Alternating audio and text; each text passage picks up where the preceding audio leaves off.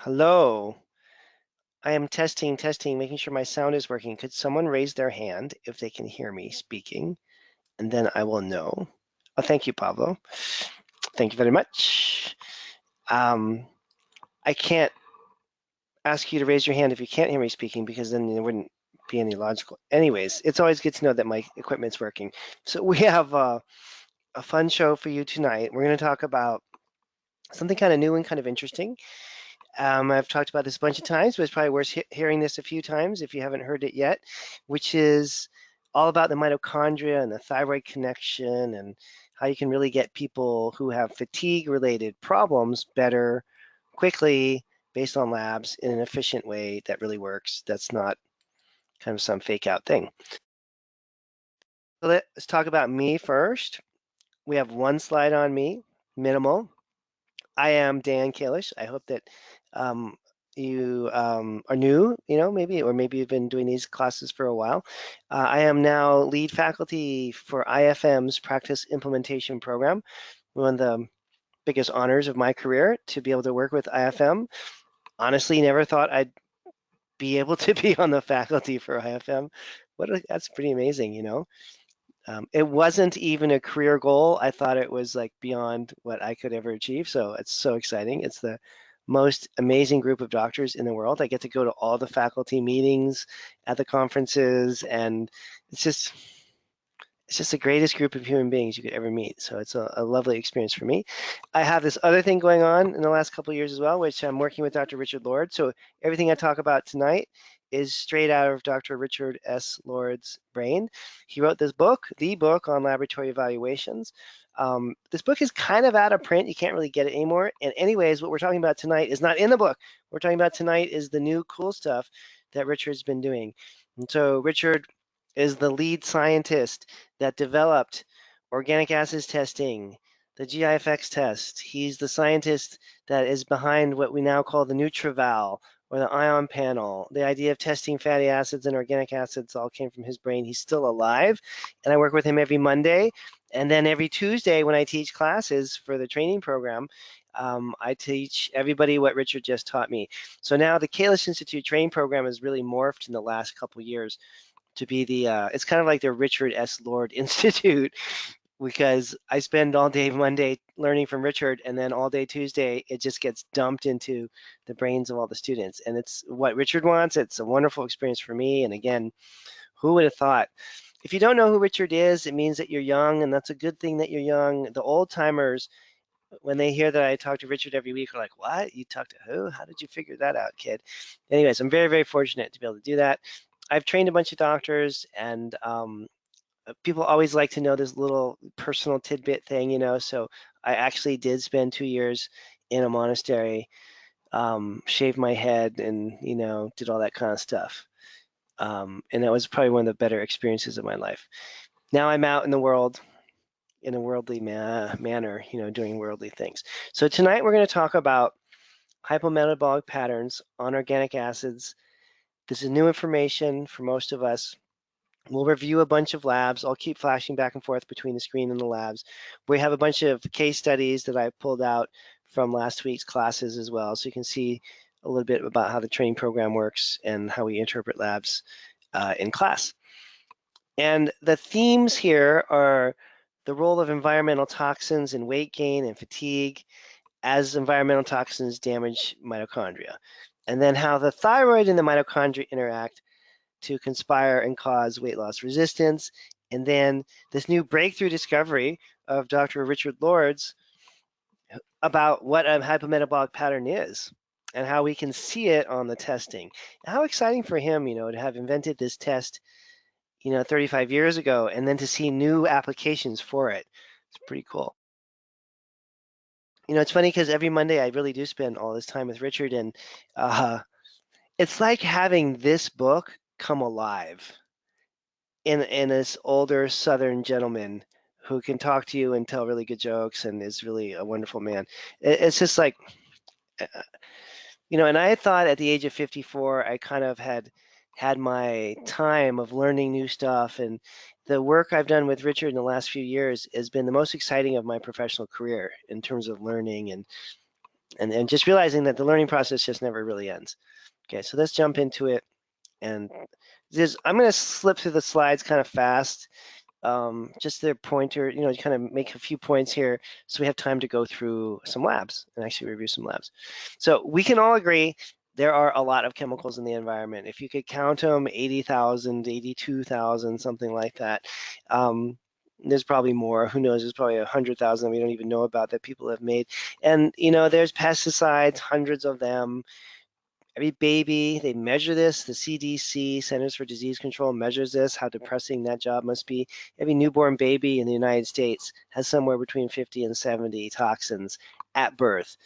We used to have this fantasy that the placenta somehow protected babies from toxins. Wrong, So pretty much every American has somewhere between 120 and 700 toxins in their body. It's everybody that we work with has this problem. It's just a matter of how good are their detox systems to handle the toxin load. There are no longer toxin-free individuals, at least in the United States of America, and that may be true for the entire world. Okay, it's just everybody that you work with has some kind of environmental toxin burden, and what happens is these toxins cause oxidative stress. As you know, they trigger inflammation, and inflammation, is basically oxidative stress. And so if you cut an apple in half and it looks all fresh and nice, after a few hours, it's starting to turn brown, it's starting to oxidize.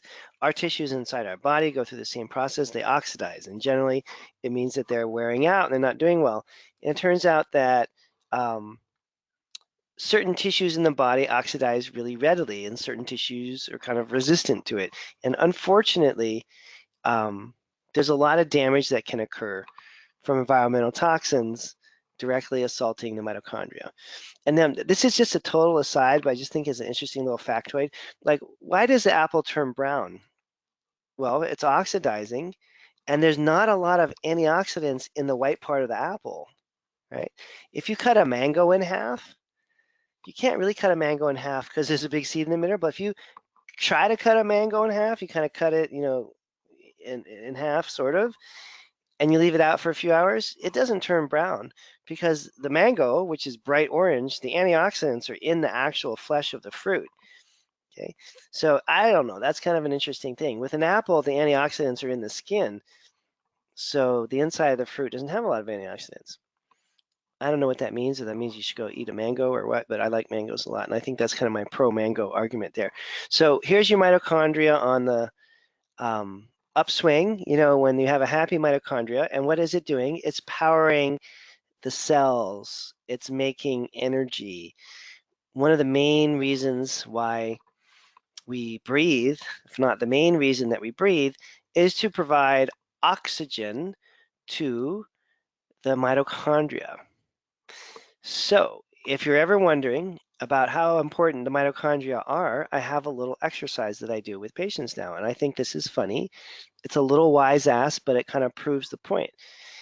And to save time, I say it in a very specific way. And we can all do this now. Just stand up, take a deep breath in, just relax for a second. We'll do the exercise. So the exercise is you take a deep breath in, you breathe all the way out, and then you hold your breath out. See how long you can hold your breath out. It's faster than holding your breath in, obviously. To get to the point where you realize, wow, I really better breathe right now because I don't have enough oxygen. And why is that oxygen important? Why do you even care about oxygen? Because the oxygen that you're breathing in goes to the mitochondria, the electron transport chain, and it makes all this energy. Basically, if you think about it, it's like a furnace. You're taking protein, carbohydrate, and fat and breaking down those foods, molecules, and releasing the energy from those foods, but you have to have oxygen to do it. Just like if you're making a fire in a wood stove, right? If you don't have or in your fireplace, if there's a deprivation of oxygen, there's no oxygen, then there's no flame, right? You like trying to get a fire started, you flame it. You need oxygen to release energy, and that's really true for the human body. So if people are not breathing well, and that's true for most of our patients, they're not going to be getting enough oxygen for the mitochondria to work properly. But what we're going to talk about tonight is not breathing exercises, but about how the mitochondria can become damaged. On the other side of the diagram here, you have a damaged mitochondria. which instead of having a lot of energy being produced, has just a tiny little bit of energy. And instead of having very few free radicals, has a lot of free radicals.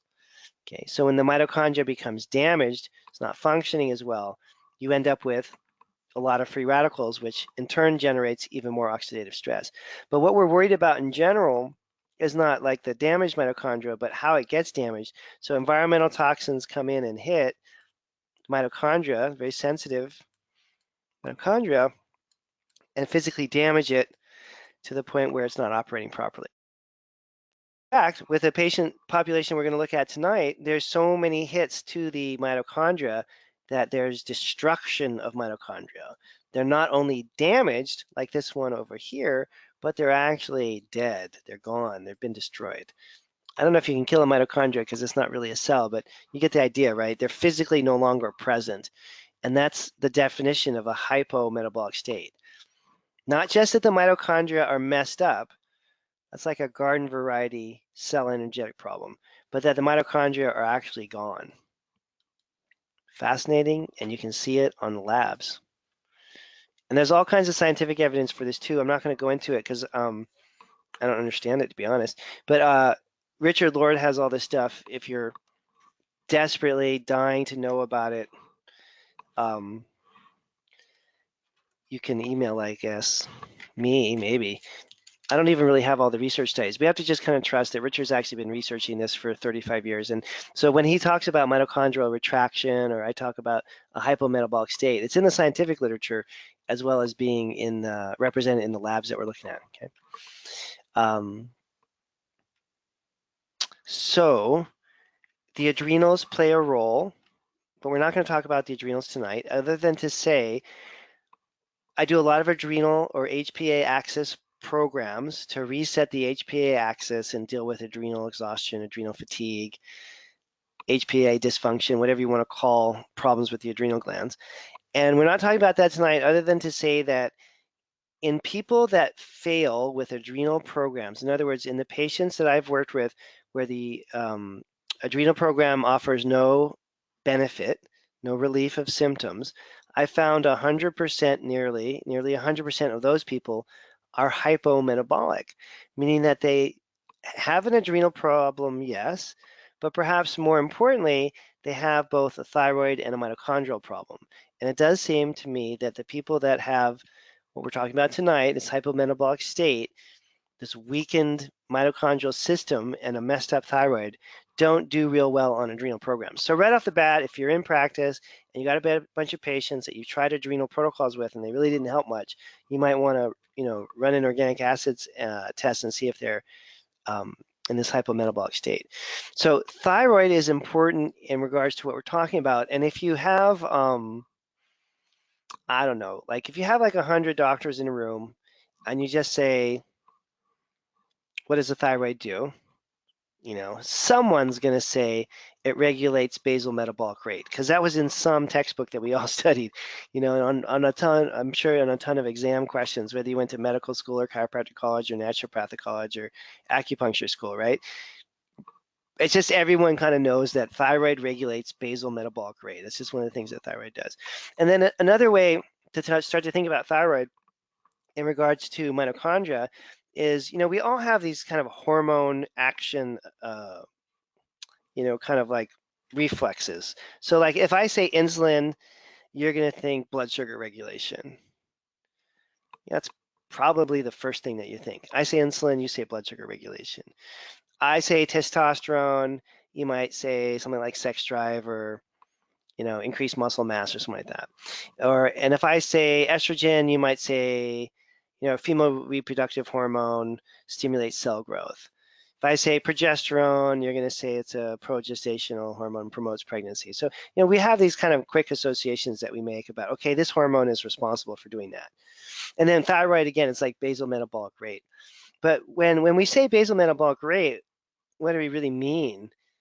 Like, what is the thyroid regulating?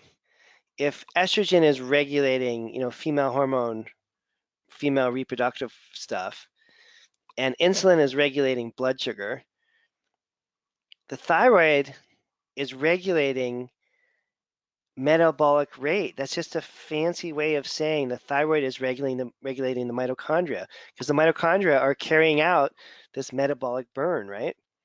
So, and when I ask this question, we don't have time to do it in this group because there's so many of you, but when I ask this question in a small group of doctors, no one ever gets that answer right, because we just don't think about, we think about thyroid and basal metabolic rate, and everybody knows that, everybody memorized that, but you're not really thinking what's carrying out that metabolic process. So the thyroid is regulating mitochondria, like estrogen is regulating cells in the uterine lining, like insulin is regulating the blood sugar response. Okay, or you could say insulin is regulating. You could break it down to a cell if you want, or like epinephrine and norepinephrine are regulating neurons. The actual boots on the ground stuff that's making that thyroid's mission of regulating basal metabolic rate happen are the actual mitochondria. So it stands to reason if the mitochondrial system is weak or hypo or underactive, you're going to have a weak or hypothyroid situation too. The more you think about it, the more you kind of have to have these two things together. So you'll see with the more and more and more severe hypometabolic people who have damaged mitochondria, you'll see a more and more and more high likelihood that they're going to be hypothyroid and have an underactive thyroid. And so again, patients that fail on an adrenal program, think about the mitochondria. Patients where you diagnose they have a thyroid issue, but the thyroid hormones didn't really solve the whole problem, very likely have a mitochondrial issue. Okay. Isn't that amazing? Doesn't that make so much sense? When you just think about it, you're like, wow, why didn't I think of that? So obvious. In fact, that question that I ask is so obvious that people, sometimes the really obvious questions are hard to get right, because we have so many assumptions around things. And I'll tell you one thing I've learned from Dr. Lord is to ask the right questions, to really think about what you're doing and then think through, well, wait a minute, if this thyroid is underactive, what is that thyroid not regulating properly? What system is down? Oh, it's metabolic, it's metabolism. Oh, it's mitochondria that are controlling this whole show. And so this obvious overlap between thyroid and mitochondria all of a sudden makes sense. We actually already knew that, but we just never put it in those terms. So you're going to take fat and carbohydrate and protein, hopefully mostly fat and carbohydrate, and burn them up for fuel within the mitochondria, within the citric acid cycle. And eventually, if you have enough CoQ10 and enough magnesium, enough, remember, oxygen, you're going to make ATP. And if this process is broken at any phase, in any place, you're not going to have enough ATP, and patients are going to complain that they're tired. The number one complaint in my clinic is that people are tired. Pretty much every patient that I see, 99% of them, have a complaint of fatigue, and it's almost always one of their top complaints, one of their top 3 or 5. So this is a problem that we see and need to learn how to address all the time. And I want to show you on the labs like the way that can actually work in a really simplified manner. Okay. You don't even have to guess. You can do it based on the test. So toxins we're worried about. Toxins are damaging the mitochondria. So obviously there's a whole nother element of treatment here, which is to detoxify people. We don't have time to talk about that tonight, other than to mention, that should be part of the program as well. There's detox pathways, phase 1 and phase 2. These need to be assessed and addressed. And that's a big part of fixing your mitochondria, because the toxins, otherwise, if they remain, are just going to continually damage the mitochondria. You don't want that. So phase 1 is based on B vitamins, glutathione, the key antioxidants like C and E. Phase 2, liver detox, based on sulfur-containing amino acids. So these are also assessed on the organic acids profile. I can show you real quick how we do that when we get to that portion. All right. Okay. So now we're going to pause for a moment for a brief commercial introduction, interlude here. So we're starting a training program in like a week. You should sign up if you've been thinking about it for a while. You get to do this fun stuff with really cool doctors. This is going to be the rockin' group of the year. September, we'll have another class going in November. If you're not quite ready next week, then join the November group. But we're really on a roll right now. We got Richard Lord teaching stuff through me at the highest level. We have a really great curriculum. I just released this whole new Fundamentals of Functional Medicine course, which is part of the training now. It's all this basics on clinical nutrition. We have a lot of really great stuff going on. And I'm pretty excited also to just show you real quick what the classes look like. So I've built over the last 20 years a whole series of different things. So one of them is this community, which is a massive world of software that has houses classes, and it has the other practitioners that are in here. It's like an internal Facebook kind of. And within this, we have a case study library with a couple thousand case studies. So let's say that you're just curious about mitochondria, apropos of what we're talking about now. You can just go and look at mitochondria. Let's say, let's just do thyroid. How about that? Thyroid. Type that into the case study. Oop, I hit the wrong button there. There we go. And then thyroid case, this is a discussion in class. This is from the module. Case study number 443. Is the thyroid or the adrenal the primary problem? Okay, we have thousands of case studies now. Covers pretty much every situation you're ever going to see. And each of the case studies is in a video format. It's also transcribed, which is pretty cool. So we have that on the clinical training side. On the business training side, we also have within the program, let's say you want to know what's legal issues, and you're having a legal issue and you want to kind of investigate a little bit. Oh my gosh, well, we have Michael Cohen discussing legal issues in integrative medicine. We have advanced clinical rounds recording about legal. Again, just like endless hours, like literally thousands of hours of content here on anything from mitochondria to legal issues. So that's the community feature. And then we have the regular curriculum that rolls out, which is pretty incredible as well. And that's, like a one-year class basically on how to do all these things. And then we have the weekly calls. And I'm going to show you a weekly call right now, and we're going to do a quick case study. So I do all the teaching myself still, which is cool. And then if you join the course, you get thrown into a small group of doctors and we review cases. And so this is from last week, the 5 p.m. call. Dr. Maria sent in these labs. Talk a little bit about the patient here first, and then we can look at the actual tests. Here's a GI test that we reviewed, and I'll get to the organic acids one in a second. There should be one in here. Let's see. And then this case, I think it also included, there's a couple of GI tests. So we looked at a couple of GI tests, talked about that for a while.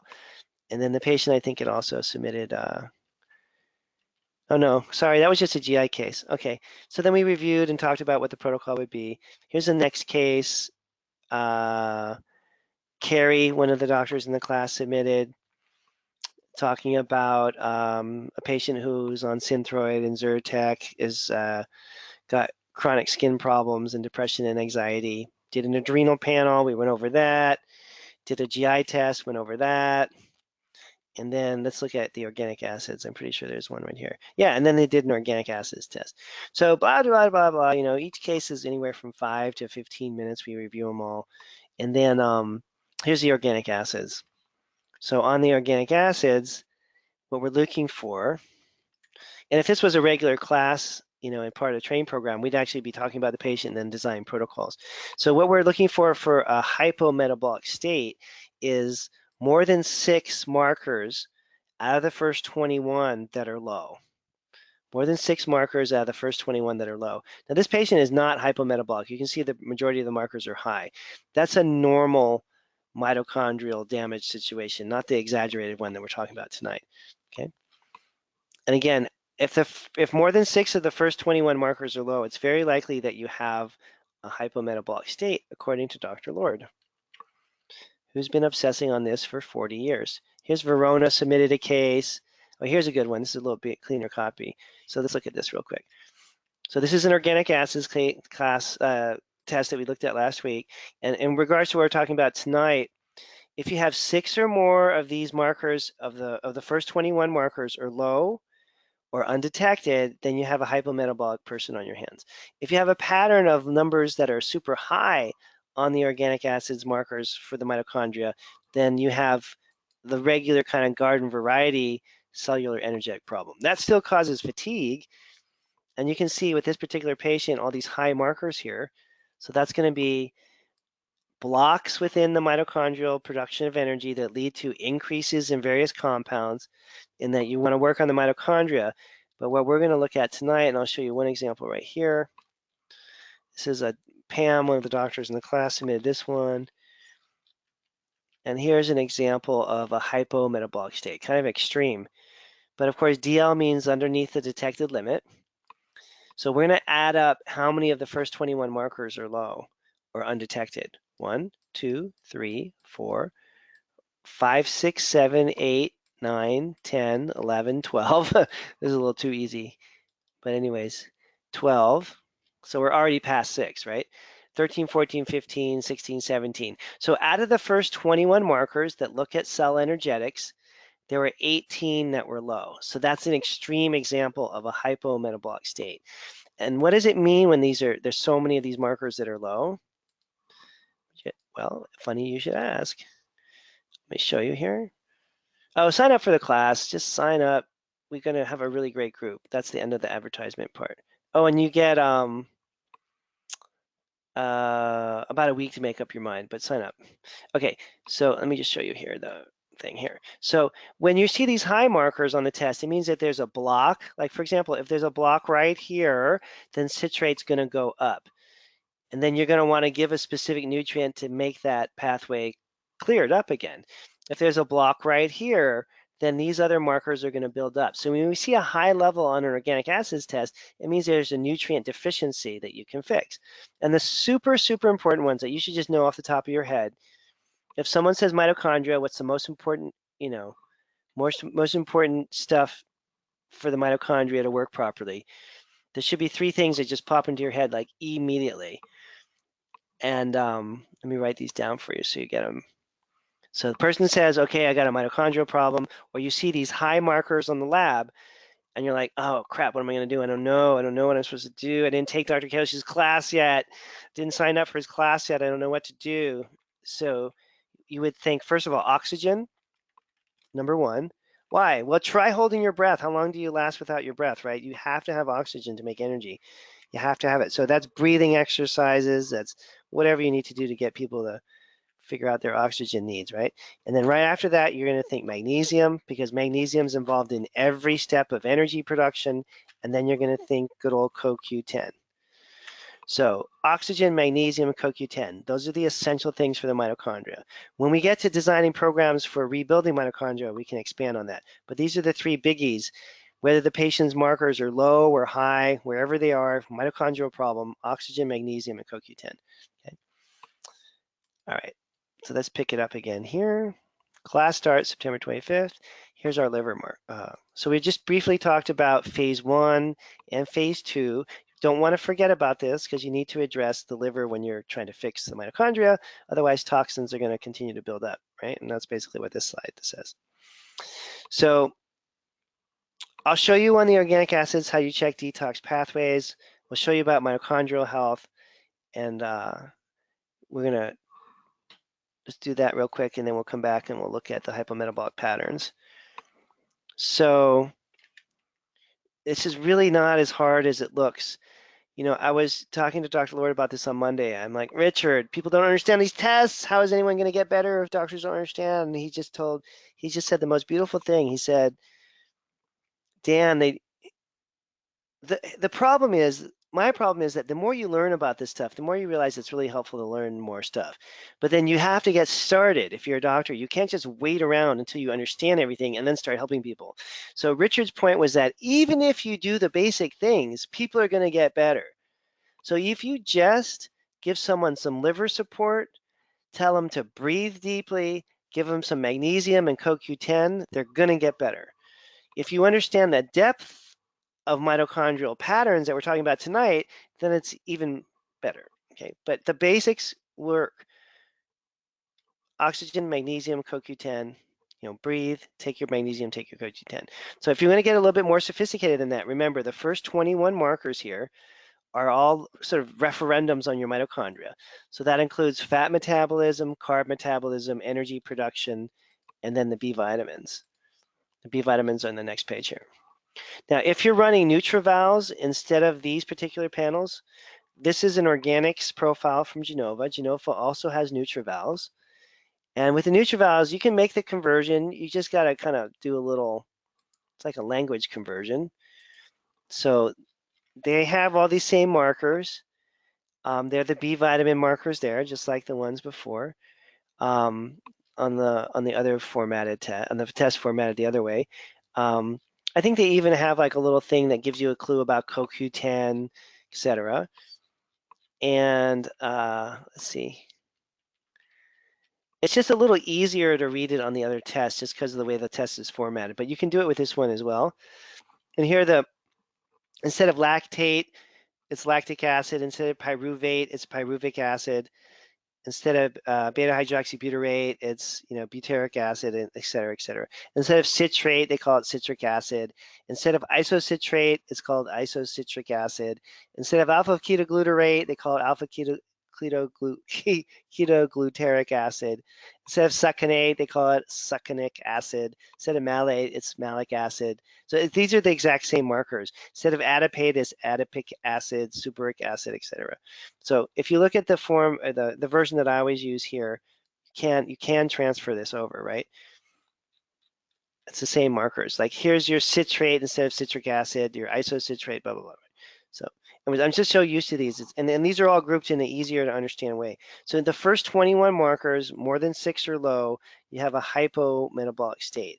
If you see a whole bunch of these markers that are high, then you have a nutrient depletion state that you can fix as well.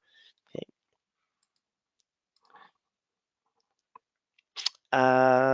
Most organic acids are intermediates or end-stage metabolism of energy, or related to end-stage metabolism of energy production.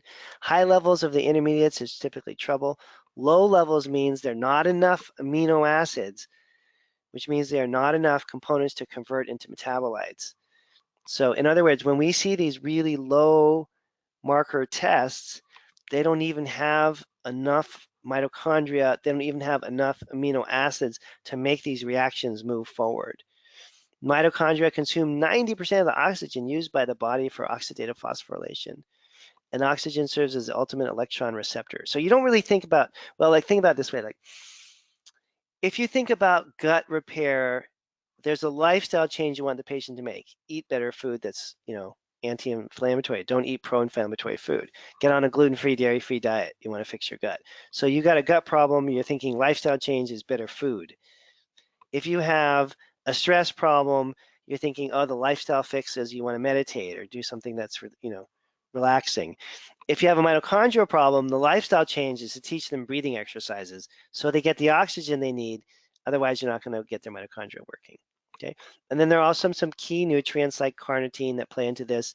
And the basic organic acids testing will show you how all that works. What I want to talk about tonight is a little bit more about the advanced work, because this is hard to get your hands on this kind of information, which is what happens if you've got damage to the mitochondria and you need to rebuild the system. You need to build more mitochondria. The fancy pants name for that is mitochondrial biogenesis. You need to build more mitochondria. You want to repair the ones that are still there, restore the damage. You want to get them all to work properly, but you need to get more going.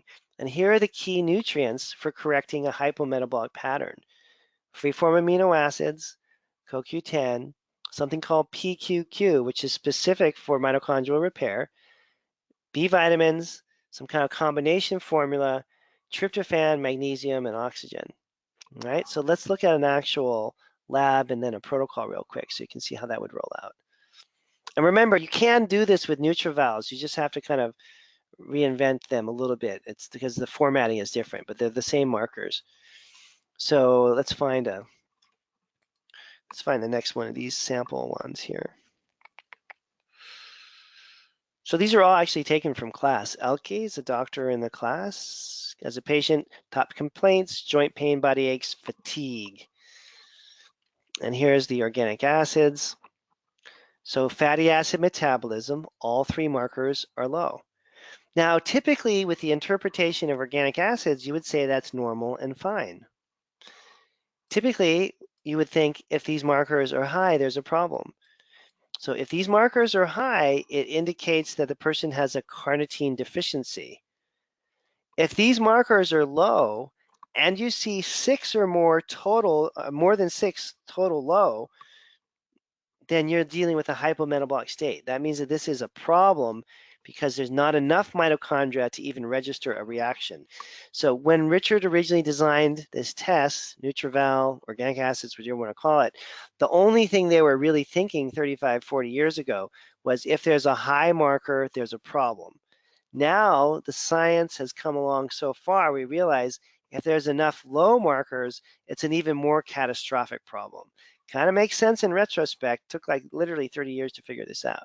So here's three lows, 4, 5, 6, 7, 8. Undetected, that's 9.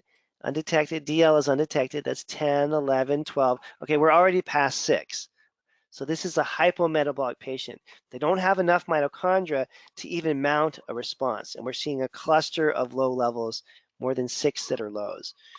Okay, again, if there's high markers, you're looking at nutrient deficiencies and blockaging, nutrient problems that are blocking mitochondria from working well. If there's more than 6 that are low, you're looking at a hypometabolic state. And that carries over to these nutrient markers here as well. Another 1, 2, 3, 4, 5 that are low. So we're way beyond the 6 lows required.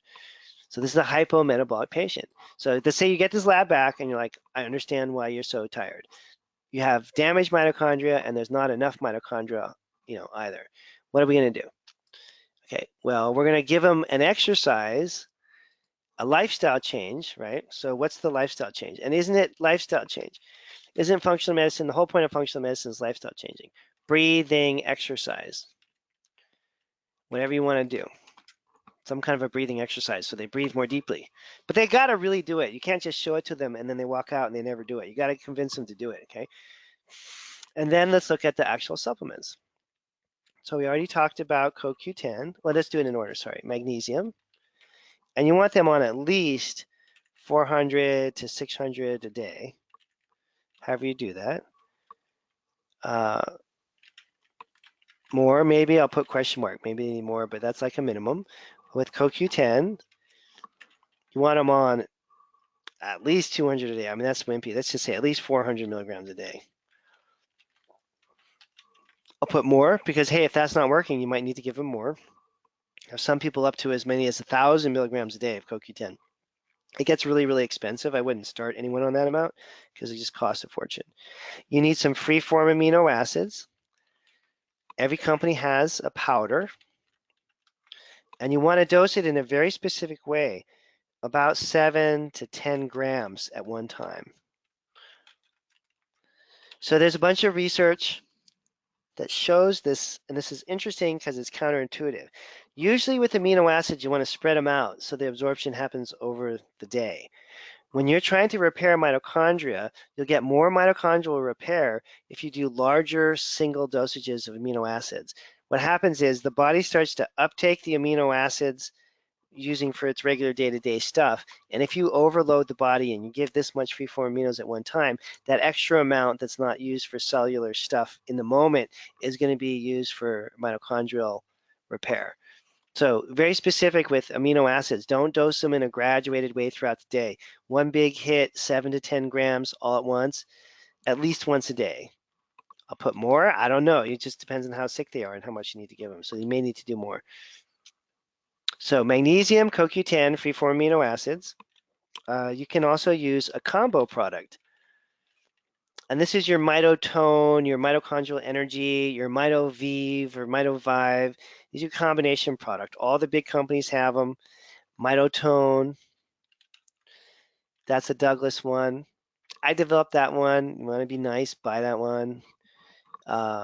it'll make Douglas feel happy for me having developed it. These are all equivalent though. Mitochondrial Energy, that's Designs for Health. Buy it from them if you like them. They're a great company. I love Jonathan Lazat. Doesn't get better than Jonathan Lazat. He's like a wonderful person. He's the man that started that company and a good friend of mine. And then Mitoviv from Metagenics. I mean, without Metagenics, none of us would even be here, right? They were the premier, first out of the gate functional medicine company. If you like Metagenics, buy it from them. It doesn't really matter. Pick one of those companies that you like and get your combo product. I think of that as like a multivitamin for the mitochondria, okay? And then PQQ, which everybody has. Usually that's around 20 milligrams daily. Usually it's spread out like 10 and 10, something like that. You could do a little more if you have to. And then did I forget something? I feel like I'm missing. Well, the B vitamins are in there. I feel like this might be the whole list right here. Let's see. Let's go back to our handy PowerPoint slide. Oh, I forgot the most important thing. I always do that. That is the story of my life. I just forget the most important thing. All right, so this is quiz question time. All right, this is a major quiz question. Ready for this? You thinking? All right, take a deep breath. If someone gets this right, I will give you, I don't know, like I'll send you a free copy of, I'll send you a free calendar. How's that? If someone gets this right. So you type in, if you think you know the answer, type it into your little text box. All right, you ready for this? That's cheating, Pablo. That's funny. Okay, Pablo just answered the question because he knows what I'm about to say. All right, Joe, no, that's not it. So the question is, what's the rate limiting step in the synthesis of all proteins? Oh my God, you guys all are getting it. Jesus Christ. Oh, that's even, okay, all right. Well, I guess the word is out. When I used to ask this question, no one got it. The rate limiting step in the synthesis of all proteins is tryptophan. And now there's like 10 people are writing in tryptophan. That just cracks me up. I think you guys have been listening to my other lectures. The rate limiting step, I rescind my calendar offer because this is like people are cheating. You guys already knew all this. So the rate limiting step, and this is like a mega important thing. The most important thing in human repair is being able to fold proteins, make proteins and fold them properly. We can all agree on that. It doesn't matter if you're making a brain cell or you're making a neurotransmitter, if you're making a mitochondria or you're making a hormone. You have to be able to take amino acids and turn them into proteins, right? And the rate limiting step in us building protein in all tissues except for collagen is tryptophan, for those of you that didn't get the question right. So now, through this strange twist of fate, tryptophan, there was one bad batch made in all of human history in Japan. They had some bad filters. They were doing this fermentation process. Those bottles were shipped to the United States, and like 20 or 30 people died. Strangely enough, I went to college with this guy whose mother was one of the people that died from tryptophan. So it was a really big deal when it happened. But this was like 100 years ago. And since then, there's not been ever a problem with tryptophan. But a lot of companies don't sell tryptophan, and it's not in a lot of formulas. And you're not going to get the mitochondria to repair without it. So you have to have 500 milligrams of tryptophan,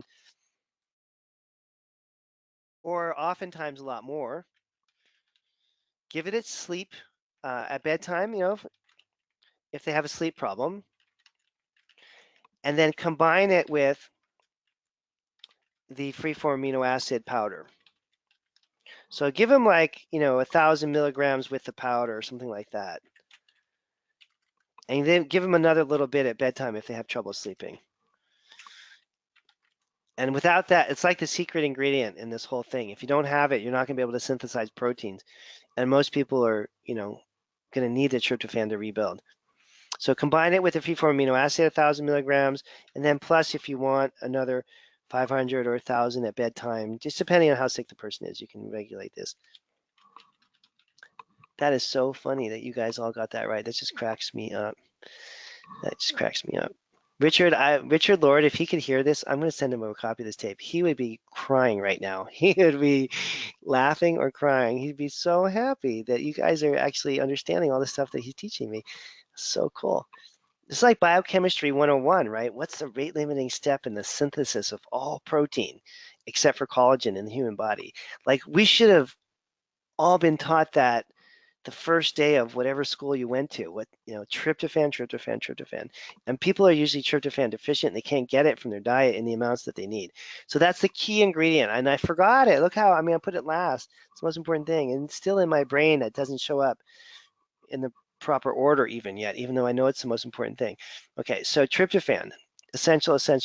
You have to have tryptophan to make this work. All right, enough of that. So thyroid related issues, it makes sense now, right? So you could have underactive thyroid, just straight up hypothyroidism. You could have an autoimmune thyroid condition that could be part of this. Generally, we're not talking about hyperthyroidism. With hypometabolic states, you should have an underactive thyroid, whether there's an autoimmune process or not, but it would be Hashimoto's or hypothyroidism, but not Graves' disease, right? Graves' disease would not make you suspicious about this because there's obviously hyperactivity going on. So again, with suboptimal thyroid function, you've got all the same part and parcel stuff going on, right? You've got the fatigue and the insulin problems. You've got the same triggers typically that are going to damage mitochondria, are going to damage the thyroid. The person is inflamed, they have emotional stress, there's an infection, they're eating really crappy food, they have an insulin problem, they have super high cortisol, they have GI problems. Like who doesn't, right? All these are going to kind of contribute to simultaneously damaging the thyroid and damaging the mitochondria. It's the same list of bad guys. Okay, and inflammation is kind of the easy way to summarize all that. The body's inflamed, thyroid's going to respond. You're going to have all kinds of suppression of thyroid hormones and of conversion problems, right? So you got to test and correct thyroid. That's not really what tonight's class is about. There's a lot of really great courses on that. If you guys are interested, I could give my 2 cents on it sometime, but you got to analyze the thyroid. Whether you're a medical doctor and you prescribe, or you're acupuncturist or chiropractor and you do the herbal or nutritional support, or you do some combination of both, you want to make sure that as part of looking at the mitochondria, you at least test the thyroid to see if that's an issue or not, okay? And so let's look at a few more labs. We got a few more minutes. And then I can look at a few questions here too. Let me see. Let me pull up the labs first.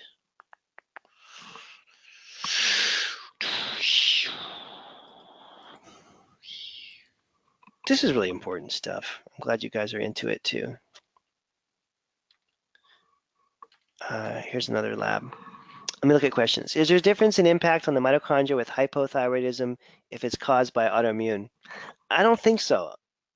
I don't think so. I think it's the same basic problem, either way. What about B5 and B6? Man, that's a good question, Everin. That's a really good question. Let's look at that really quick. Sorry, I'm going to cut back over here. That's such a good question. That is such a good question. Where are we? Here. So there, every company carries something with B5 in it. The kind of famous one is a Metagenics product called Cortico B5, B6. But okay, look at this for a second. What we're talking about is making energy that fuels your brain, your heart, and your liver and your muscles, right? Without this ATP, your brain stops working, your heart stops working, your muscles don't do anything. You're just like catastrophic failure. You wonder how important it is, try holding your breath, right?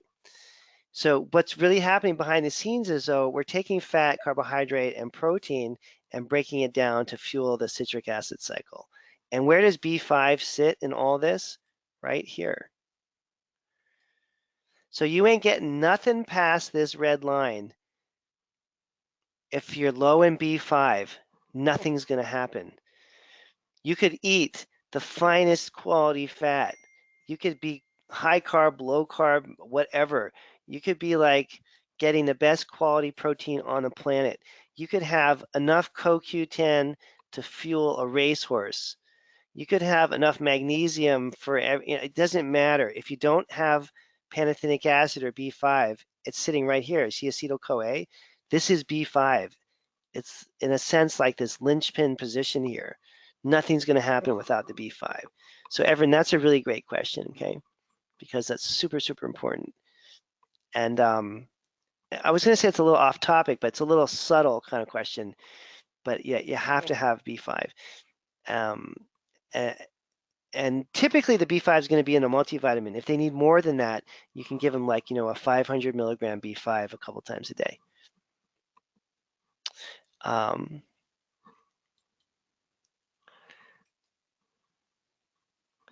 Oh, Jason is asking a question. How much overlap does this approach have for cancer patients? So, like I don't work with cancer patients at all, but and I listen to people that do. And so from all my colleagues that are real experts in this area, I just hear more and more and more about how mitochondria are tied in with cancer, more and more and more. And in fact, when you talk to the science people about this, the really hardcore science people, they look at this. Let's go to this really messed up person here. The really serious science people that are investigating the connection between metabolism and mitochondria and cancer, this whole metabolic theory, right, would say that this kind of a pattern here, where you've got all these low mitochondrial markers, is kind of honestly, a precancerous pattern. And you really study that stuff. So if you're into these metabolic therapies and the things around cancer, this would be a pre-cancer pattern. This would put this person at high risk for having cancer.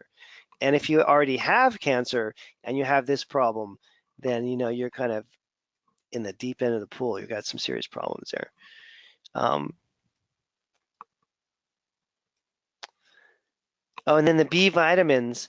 I just use the B vitamins that are in the combination mitochondrial product. Plus, I'll usually layer a multi on top of that. Okay. And now, there's a more complicated answer to that question, though, Jason, too, which is that if there are specific markers that are off on the test, you might do other specific B vitamins as well.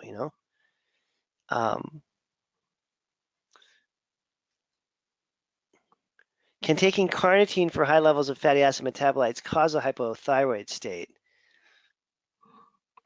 Shouldn't be able to if you're dosing people properly. I would not think so. Okay. And any of these companies that we're working with should have good quality products. And the three main companies that I totally believe in 100% through personal experience because I've been selling their stuff for 25 years. Pure Encapsulations or Douglas, however you want to slice it, kind of the same company. Metagenics and Designs for Health. I have long, long histories with all three of those groups. All right. Let's look at, let me look at this one other thing, because this question always comes up. I don't know why people always ask this question, but let me just answer it because I have an answer for it. Hang on a second. I have to get this other slide up though, or it won't make sense. So Joe is asking this question, and I'm trying to answer the questions that I know that people ask all the time. And let me just show you here. The thing that's really cool about these answers I'm giving you guys is that, honestly, like 5 years ago, I would have been giving you like a Dan answer, like kind of based on what I know. But now it's like a Richard Lord answer. And you don't even understand like the quality of upgrade that is. It's like going from an old beat up 1982 Honda to a brand new Mercedes 600 series car, like these are not just, well, I kind of think maybe that's what it is. It's a Dan answer to like, oh, this is what Richard did. I mean, like the top scientists in our field thinks. So let me just show you these markers here. This question always comes up. So if the brain is inflamed and you have high kynurenate or quinolinate or any of that kind of stuff going on, you can give tryptophan and there's not going to be a problem. It's not going to make the inflammation worse at all. Okay, I know theoretically it might happen if you're doing If you're doing a full, now, if you just take someone who's really sick and give them tryptophan by itself, that's just stupid. You don't want to do that. But if you're working with a patient in a holistic way and you're controlling their inflammation, you got them on the right diet, you're working with their liver, you're working with their gut, the inflammation's knocking down, you can give the tryptophan. Again, if you just gave out tryptophan randomly to inflamed people that with inflamed brains, I'm sure most of them would get worse. But in functional medicine from day one, we're doing these lifestyle changes. Well, and I'd say the first lifestyle change, and I really realized this today in practice, because this woman said it to me, basically, is that when they meet you and you are a healer, already they're less inflamed just from meeting you. And they take a deep breath and they realize things are going to be okay. So right off the bat, inflammation is down. You put them on a gluten-free, dairy-free diet, inflammation is down. You put them on an adrenal program, inflammation is dropping down. You get the gut fixed, inflammation is dropping down. The liver. So while we're doing this metabolic correction, we're doing all these other things. So the inflammation in the brain is dropping like a rock, and then you're not going to ever have problems with tryptophan. Again, if you gave tryptophan out randomly to sick, inflamed people and didn't do the whole healing vibe thing and get them on the right diet, then who knows what happened? They could, but I've never seen that happen. If you're doing the complete picture, you shouldn't have that be a problem. Okay, so then let's look at now, if, for example, they have liver detox issues, which most of these people do, then you want to do some liver support.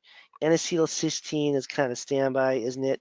500 milligrams, and you give that, 2 or 3 of those twice a day, and that's enough liver support usually to get by with this, okay?